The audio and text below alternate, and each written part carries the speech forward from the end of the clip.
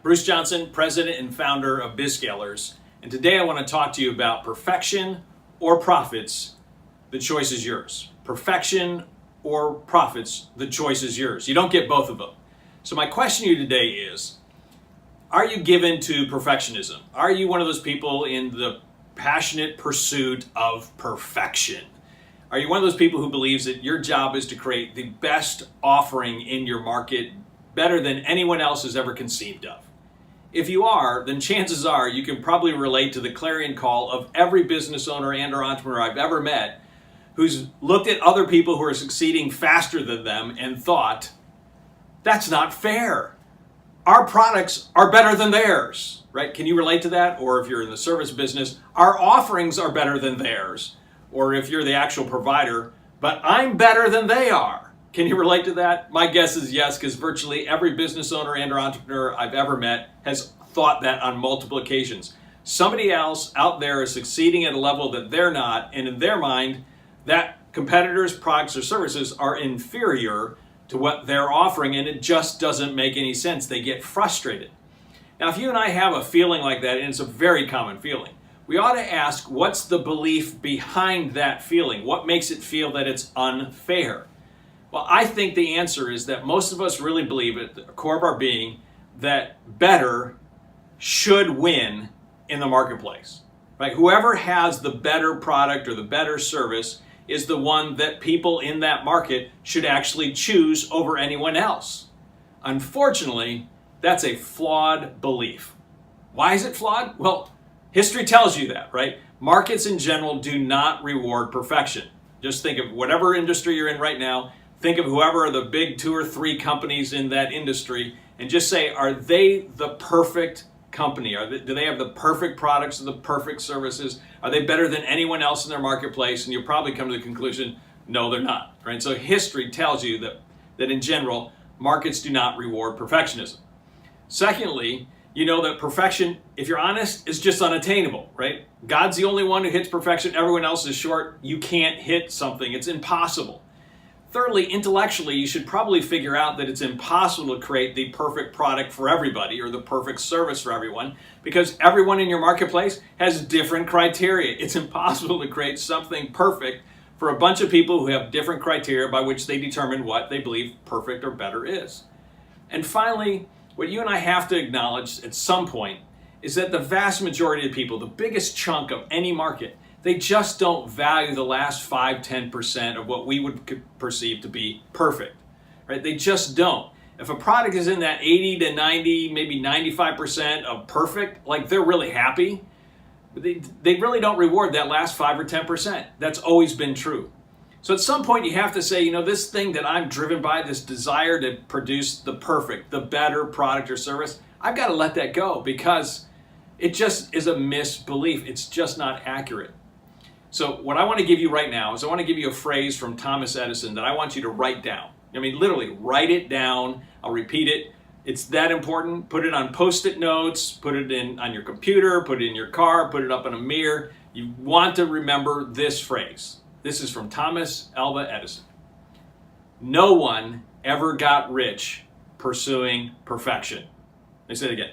No one ever got rich pursuing perfection. Like, you have to own that one. At some point, you got to give up that drive to be perfect, or I want to create the better product. And for many people, it causes them to spend months or years trying to create something better, only to watch other people with, quote, inferior products soaring way past them. So at some point, you've got to give it up. Now, you might be sitting there thinking, but Bruce, wait a second, are you saying that we can come up with crappy products and then we can win in the marketplace? No, because markets don't reward crappy either. They just don't. But if you're in that 80 to 90% category and you do what I'm going to talk about next, you can literally rapidly grow your profits. So let's talk for a second. What do markets reward? I'm going to give you 3 things markets reward. And I'm going to add a 4th thing that you need to focus in on because you ultimately want to have profit. So what does a market reward? Number 1, it rewards speed. The person who's able to come up with an idea and meet that need quicker, in general, will win.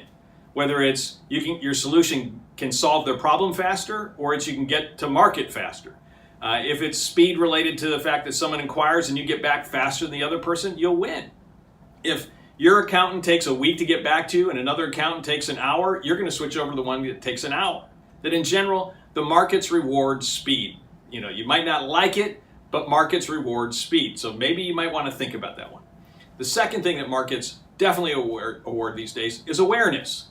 Remember the old philosophical line, if a tree falls in a forest and no one hears it, did it really fall? Well, building a better mousetrap, if no one is aware of it, does it really exist?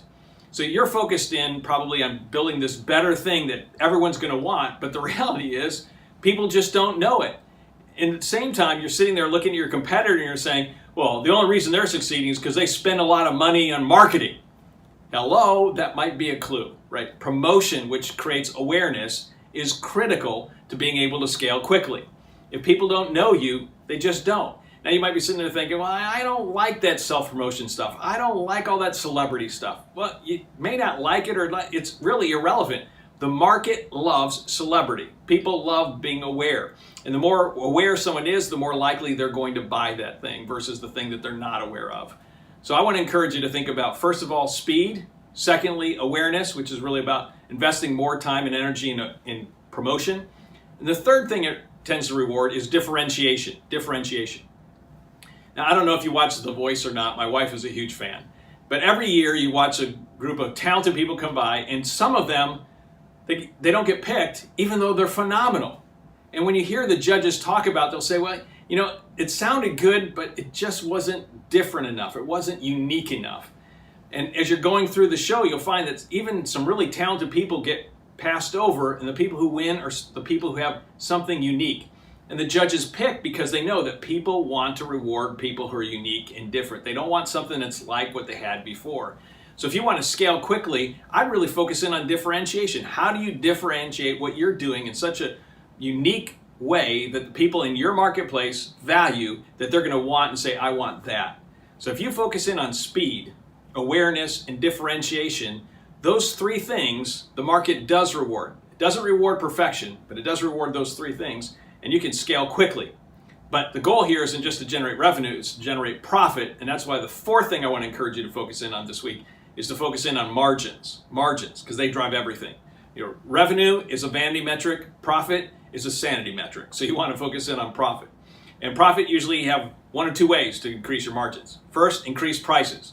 Take your current products, figure out how can we increase the price on that. Or can I take and add a new product that has a higher price and better margins in it? Or can I take our current thing to a group of people that are willing to pay more and then increase our prices? So there are lots of options on that, but you need to increase prices, so therefore you're even keeping your cost basis the same, the margin increases, then you got more profit.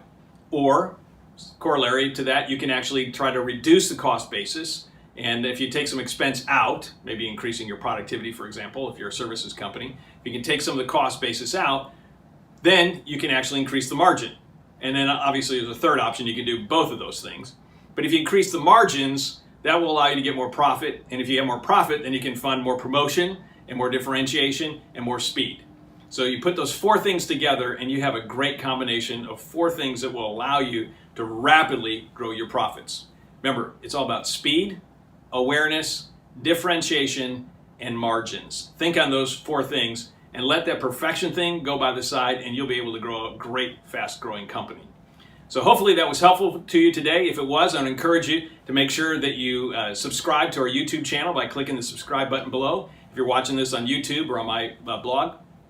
On the other hand, if you're listening to this on the podcast, make sure you subscribe there, because my commitment to you is each and every week I'm going to keep bringing you actionable ideas that will allow you to build a more scalable and profitable business. If you have any questions and you want to contact me, always go to www.bizscalers.com, bizscalers.com.